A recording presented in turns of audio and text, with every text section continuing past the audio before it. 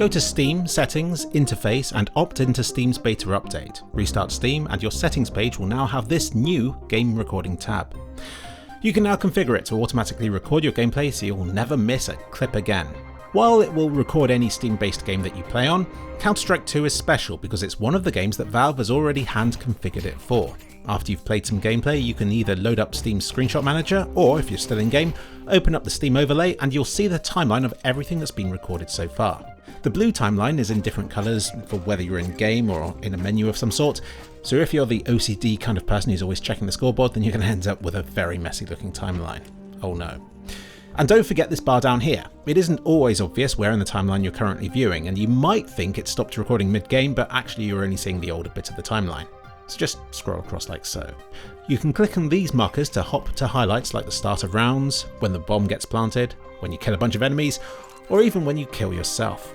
You can also add your own markers to gameplay using the Ctrl F12 shortcut, like if you get an awesome ace that you want to remember to record off later on. Just don't forget about it because by default it will only record the last 2 hours of footage, though you can set it up to 9999 minutes of footage, which works out at almost exactly a week of constant recording. But don't do that unless you have a very large storage device. Once you've done some gaming that you're proud of and want to keep, you can then easily select the footage you want to keep like so, and then export it as its own video file to share with friends, or more likely, to sit in your downloads folder until you accidentally delete it in about 2 years' time.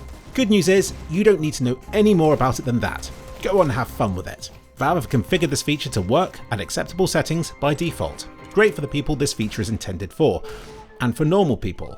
But I am no normal person, so for the rest of this video I'm going to investigate this in excruciating detail and explain why it will be slowly killing your PC. Who's the feature for? It's for anyone who isn't already using a screen capture device like OBS or Shadowplay. If the idea of trying to make videos scares you, or you think it's going to be too difficult, this new Steam recording feature will be great because it's about as hard to use as taking a screenshot is.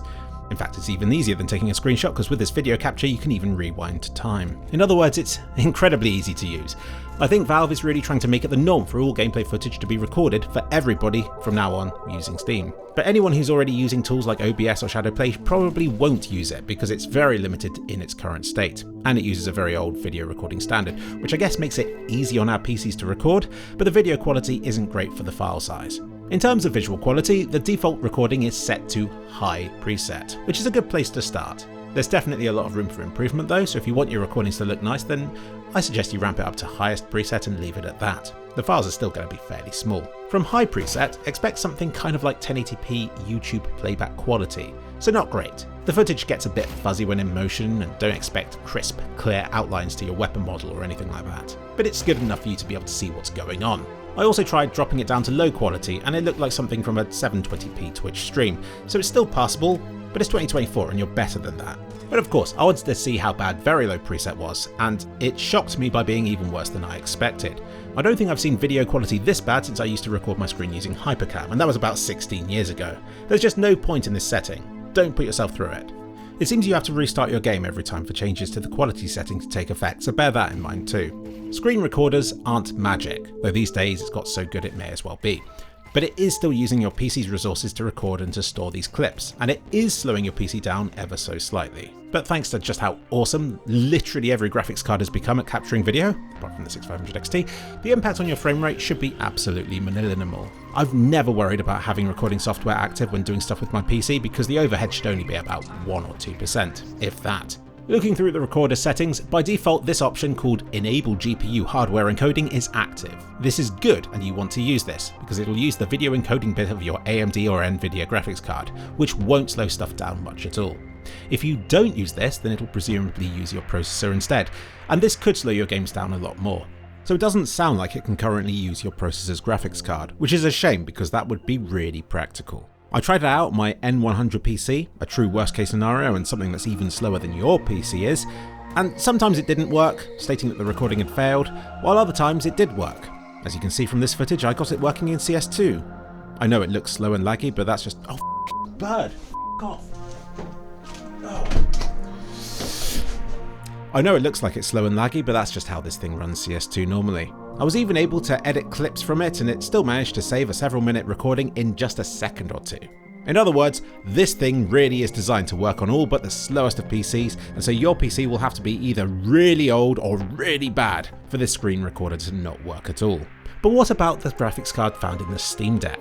I've actually got a video almost ready to go covering how the Steam Deck handles CS2. Spoiler, it isn't great, and the controls seem completely broken too.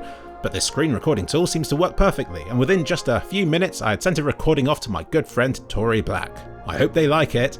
If you inspect the record folder, you'll see a bunch of unplayable files, which I guess make up each and every segment of video it's recorded so far. I hate to be all doom and gloom, but I try to avoid constantly recording video to SSDs or NVMe drives. Switching it over to a good old-fashioned hard drive is much more hard-wearing for this kind of constant recording, because SSDs can only record to sectors so many times before they begin to wear out. But if you are recording to an SSD or simply can't be bothered to change it, then don't worry too much. I'm sure you'll still get years of use out of it before it begins to degrade. Because at the end of the day, aren't we all getting older and a bit worse with every day that passes? Why waste your time trying to preserve something as unimportant as your SSD when it will probably outlast you anyway? In conclusion, I know this program is in beta and will improve. I also know this isn't a program designed for somebody like me, and if it was up to me, then it would end up being so complicated and difficult to use that it would end up scaring the people off that it was intended to help in the first place. So yeah, like I said, this program isn't for me. It's here to get game recording out and accessible to as many people as possible, and with minimal user effort. So I think visual quality comes secondary to ease of use at the moment. So well done, Valve. Now this feature is out, I can't believe it's taken this long for it to be added to Steam, and I fully expect it to become a great little feature that everyone will take for granted within a year or so, unless they have a 6500 XT.